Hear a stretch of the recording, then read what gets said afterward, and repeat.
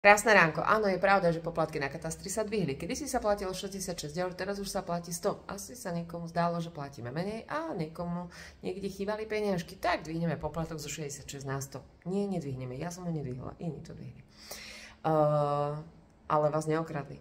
Váš švagor evidentne tú nehnuteľnosť už vlastnil a neprepisoval sa tam majiteľ, keď bral hypotekárny úver. Preto ten poplatok na katastri mal iba jeden a vy, keďže ste kupovali nehnuteľnosť, tie poplatky boli až dva. Prvý poplatok, vklad záložného práva banky, teda banka sa zapísala do časti C na LVčku, liste vlastníctva. A druhý vklad na katastri bola v podstate zmena majiteľa, aby tá nehnuteľnosť, ktorú kupujete, prešla na vás. Takže tam bol druhý poplatok.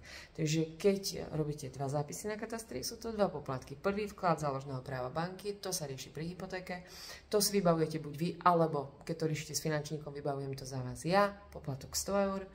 Druhý vklad na katastri, zmena majiteľa.